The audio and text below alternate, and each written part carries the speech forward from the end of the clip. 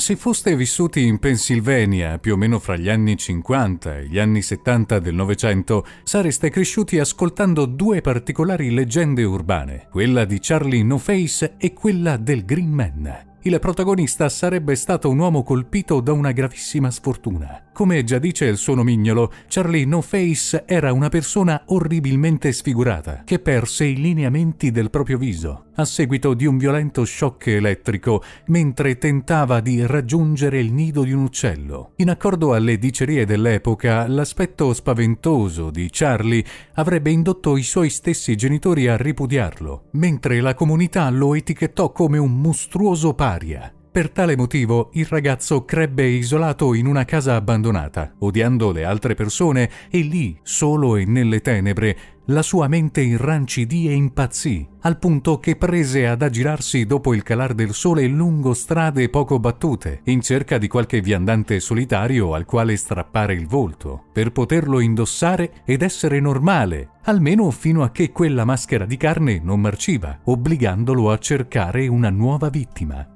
La storia delle Green Man non si discosta di molto da quella di Charlie No Face, se non per alcuni particolari. Green Man era un operaio che venne sfigurato dopo essere stato centrato da un fulmine, il cui ardore sciolse il suo viso in un orribile ammasso deforme, conferendogli inoltre una strana colorazione verdognola e fosforescente. In certe versioni, il Green Man è un mostruoso spettro che percorre di notte le strade fra Coppell e New Galilee, o che è stato scorto passeggiare nella silente zona industriale di Newcastle, o ancora lungo il tunnel dismesso di South Park. L'elemento davvero incredibile di questa leggenda è che essa contiene più verità di quanto si potrebbe immaginare. Il 18 giugno del 1919 doveva essere una giornata molto calda e forse fu proprio l'alta temperatura che spinse quel gruppo di ragazzini a desiderare una rinfrescante nuotata nel fiume Beaver, le cui acque erano solcate dal Morado Bridge, un lungo ponte di legno che permetteva alla linea di tram elettrici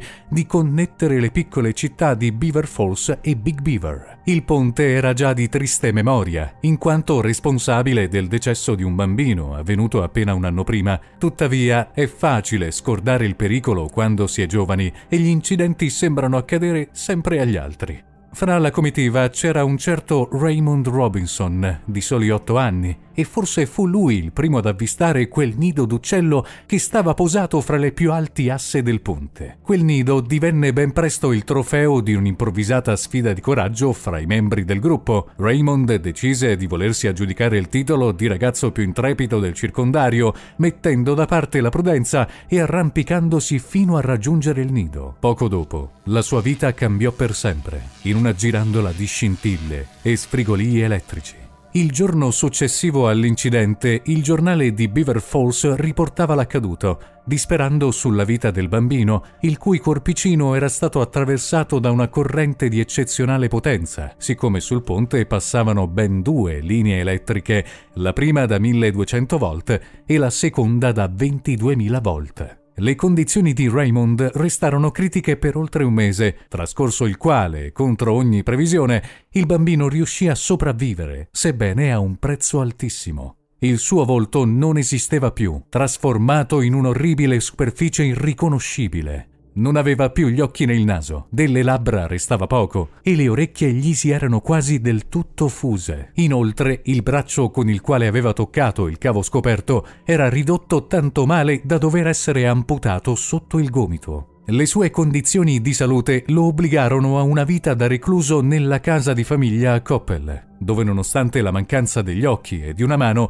si prodigò nell'artigianato, realizzando cinture, portafogli, cestini e altri oggetti per la vendita. A detta di tutti, era una persona estremamente gentile e amorevole verso il prossimo, che non indugiava mai nell'autocommiserazione. Quando fu più grande, prese l'abitudine di compiere lunghe passeggiate notturne lungo la statale 351, aiutandosi con un bastone. Tale metodo non era infallibile. Sovente il pover'uomo fu trovato svenuto sul ciglio della strada per via dell'impatto con qualche auto, ma nonostante la contrarietà dei suoi genitori, Raymond non rinunciò mai a tali passeggiate, piccoli momenti di evasione durante i quali probabilmente riusciva a sentirsi sereno e indipendente. Fu proprio a causa di questi giri che la sua figura iniziò a originare la leggenda. Bande di adolescenti percorrevano di notte la statale 351 nella speranza di scorgere quel famigerato uomo senza volto di Coppel e spesso si imbattevano in Raymond.